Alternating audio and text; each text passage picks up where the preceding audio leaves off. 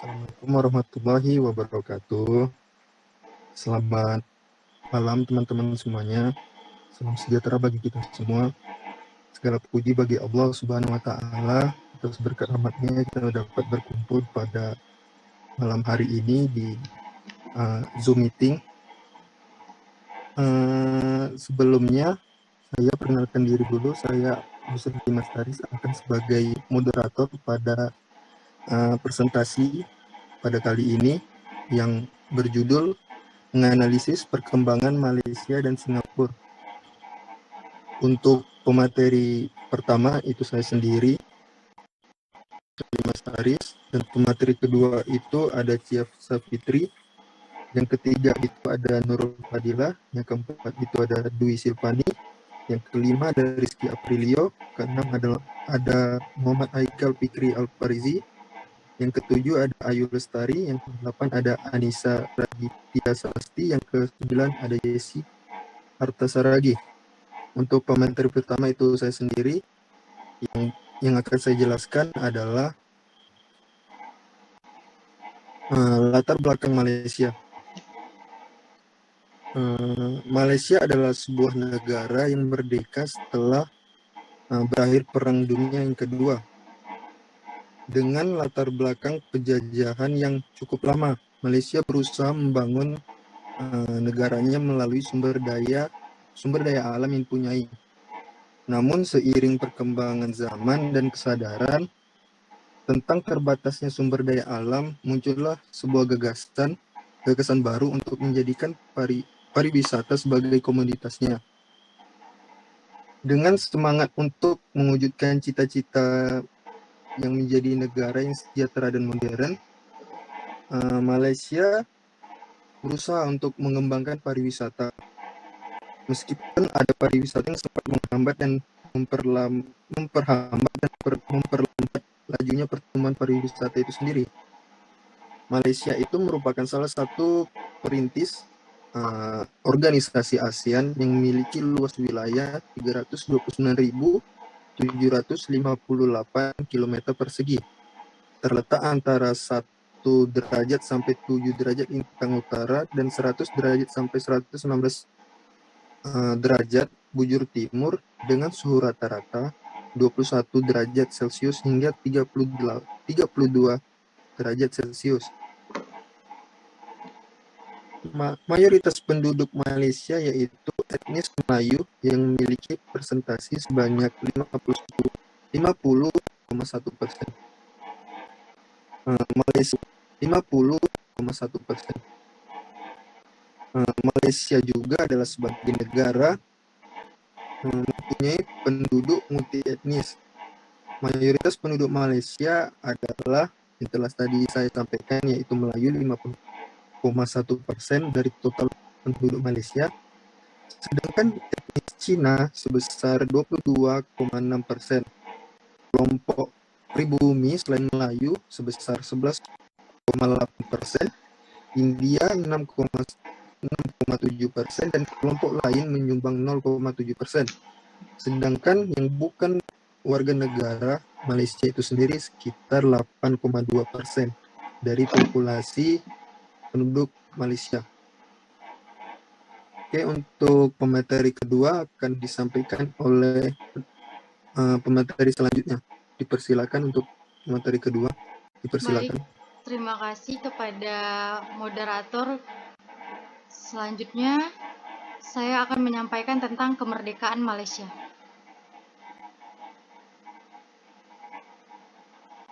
Selanjutnya, saya akan menyampaikan tentang kemerdekaan Malaysia. Yang pertama, gambar yang pertama yaitu Inggris datang dan mendirikan koloninya di Semenanjung Malaka pada tahun 1786. Pada gambar kedua, selanjutnya Inggris mendirikan Partai Komunis Malaya untuk melakukan perlawanan pada tahun 1948 hingga 1960. Hal ini dikenal dengan sebutan Darurat Malaya. Selanjutnya ada proklamasi kemerdekaan Malaysia yang dilaksanakan pada tanggal 31 Agustus 1957 di Stadion Merdeka, Kuala Lumpur. Terima kasih. Selanjutnya akan disampaikan oleh Nurul Fadilah. Kepada Nurul, saya persilakan. Next, Haikal.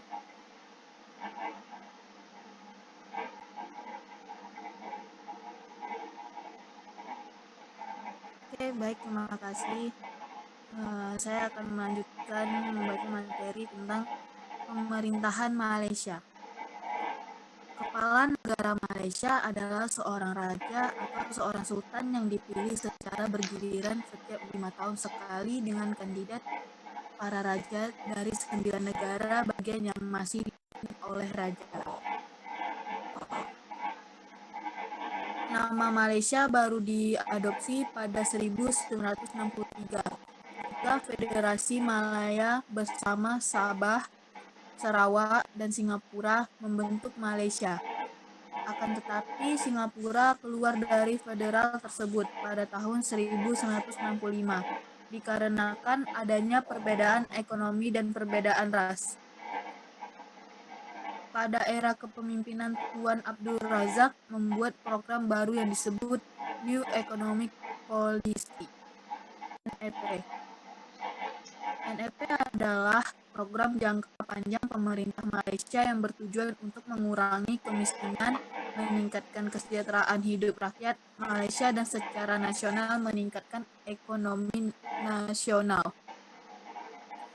Dari program NEP inilah pemerintah kemudian memunculkan kebijakan-kebijakan yang memihak kepada rakyat dan menomorsetiankan kepentingan asing. Dari NEP ini pula lah pemerintah menggali sumber daya yang terkandung dalam negara Malaysia untuk digunakan sebagai sarana mencapai kesejahteraan rakyat. Oke, baik, terima kasih. Sekian dari saya. Untuk pemateri keempat akan disampaikan oleh Dwi Silpani. Dwi Silpani, dipersilakan. Baiklah, terima kasih pada moderator. Nah, di sini saya akan menjelaskan tentang perkembangan ekonomi Malaysia.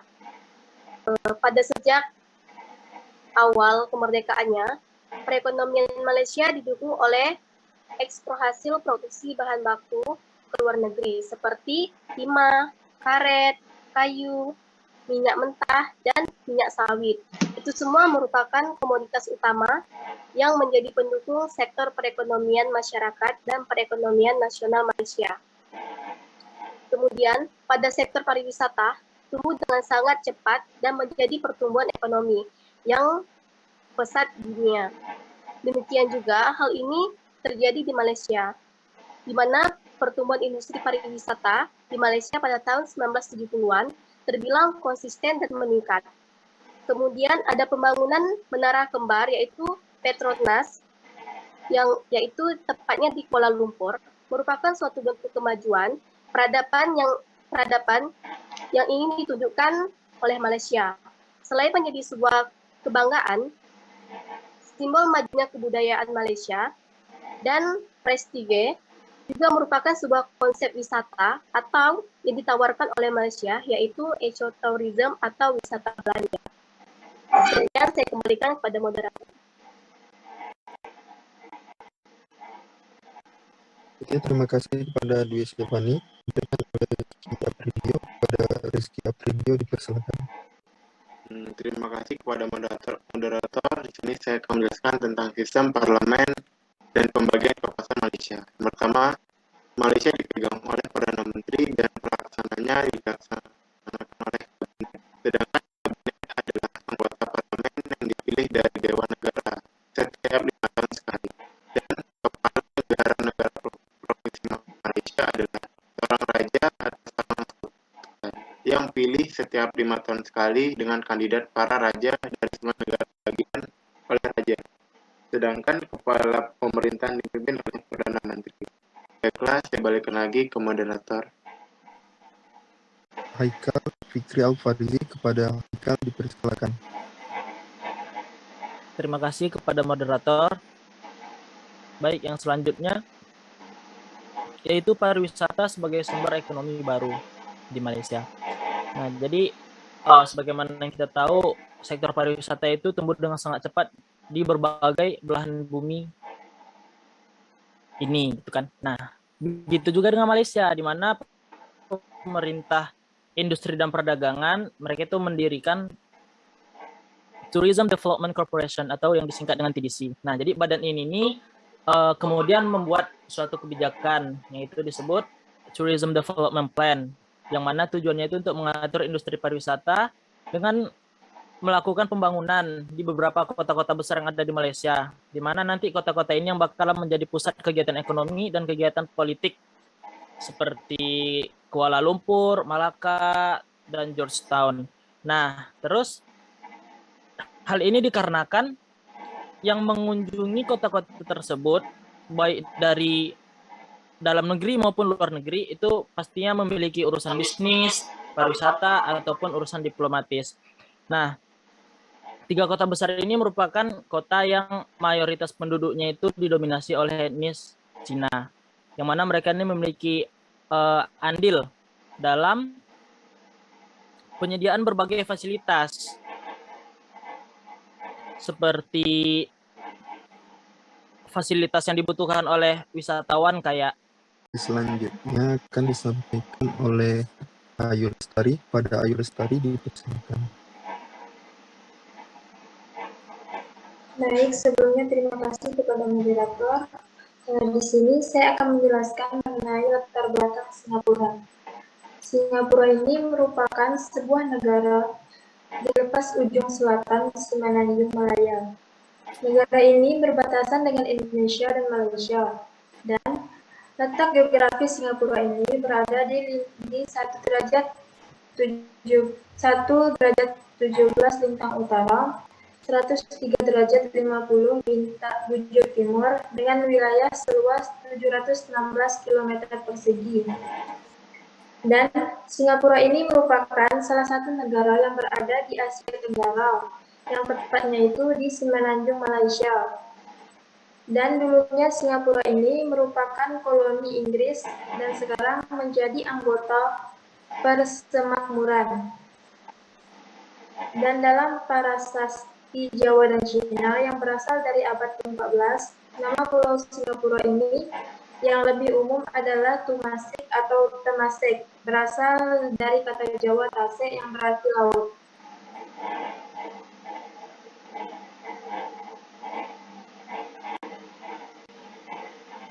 Terima kasih kepada materi ketujuh, yaitu Anissa Reviti Sasti. Pada Anissa dipersilakan. Baik, di sini saya akan menjelaskan kurang lebih mengenai kemerdekaan Singapura. Terima kasih sebelumnya kepada moderator.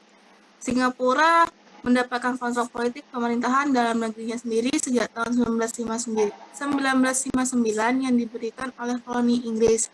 Tapi terkait kebijakan politik luar negeri, keamanan, dan pertahanan, itu masih dikontrol oleh kolonialisme Inggris sendiri.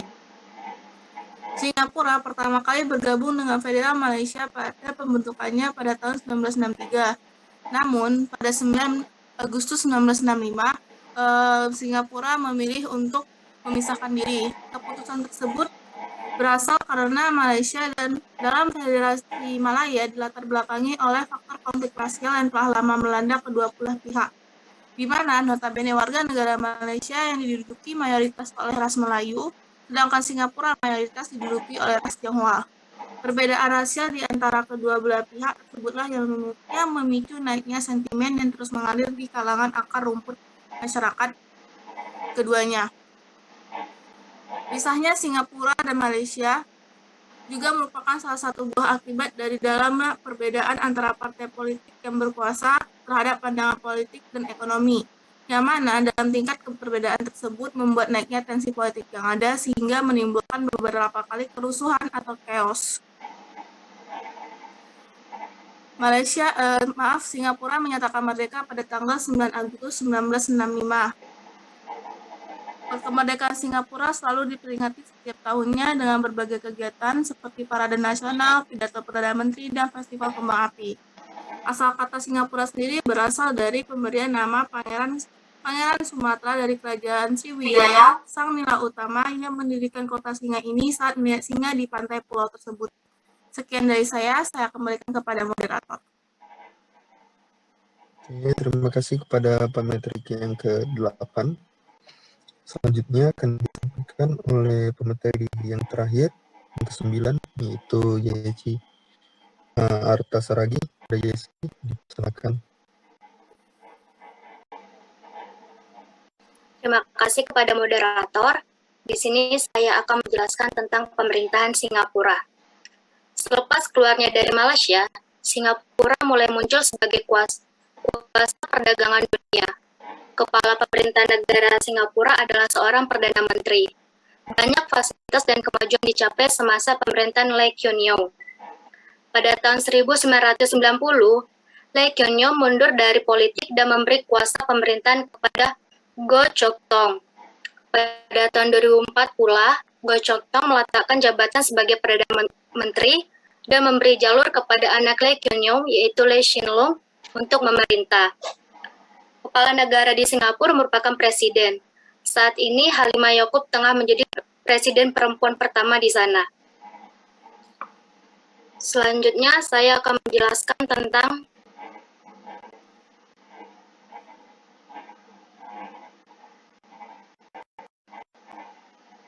perkembangan ekonomi Singapura.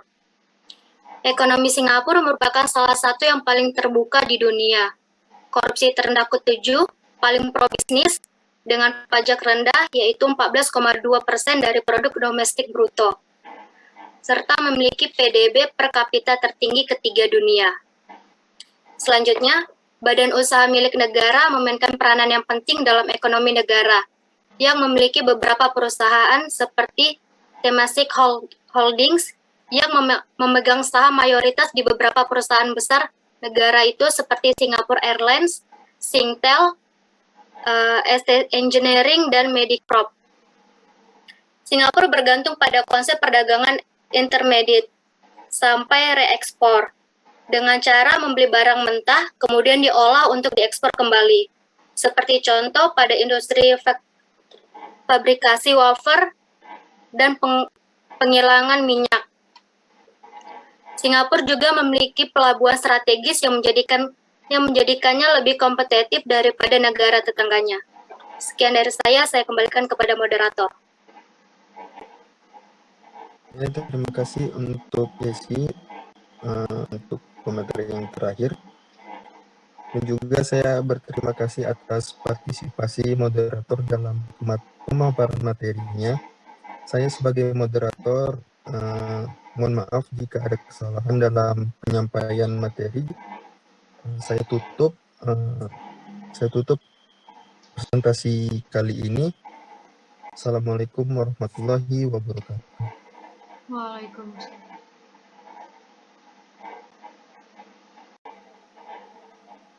Terima kasih kepada moderator. Di sini saya akan menjelaskan tentang pemerintahan Singapura.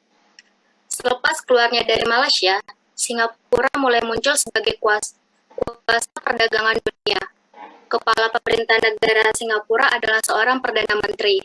Banyak fasilitas dan kemajuan dicapai semasa pemerintahan Lee Kuan Yew. Pada tahun 1990, Lee Kuan Yew mundur dari politik dan memberi kuasa pemerintahan kepada Goh Chok Tong. Pada tahun 2004 pula, Goh Chok Tong meletakkan jabatan sebagai Perdana Menteri dan memberi jalur kepada anak Lee Kuan Yew, yaitu Lee Hsien Loong, untuk memerintah. Kepala negara di Singapura merupakan presiden. Saat ini Halimah Yacob tengah menjadi presiden perempuan pertama di sana. Selanjutnya saya akan menjelaskan tentang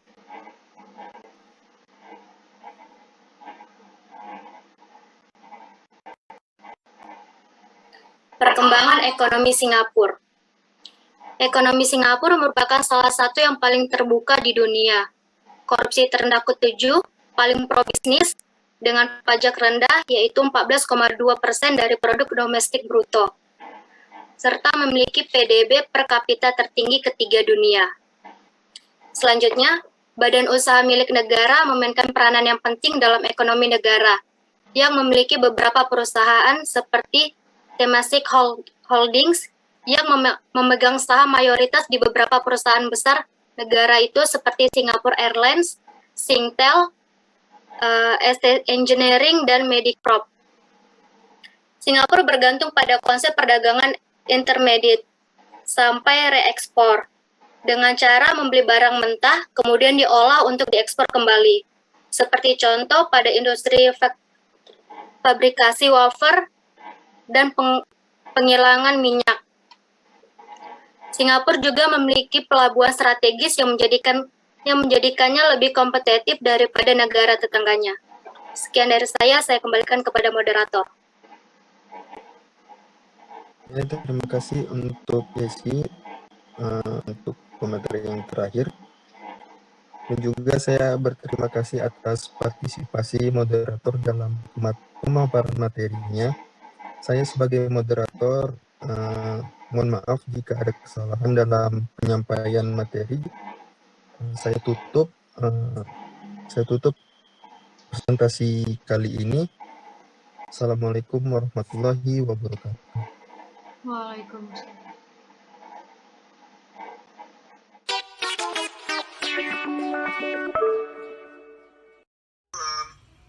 Kami dari kelompok pertama.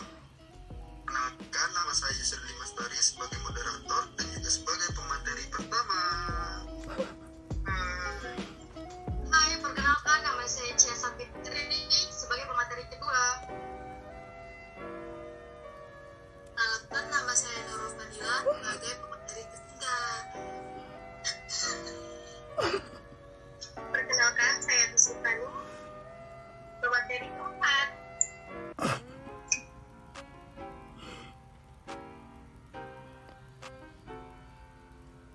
Rizky, jangan ketawa-ketawa Rizky, langsung perkenalkan dirimu.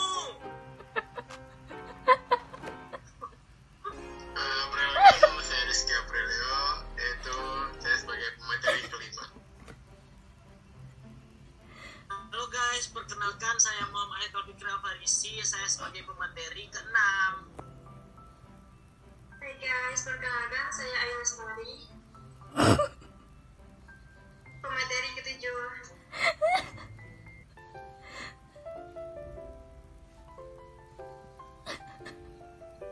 guys, perkenalkan nama saya Anissa Rifki Sasti sebagai pemateri ke-8. Halo guys, perkenalkan nama saya Yesi Artasaragi, pemateri ke-9.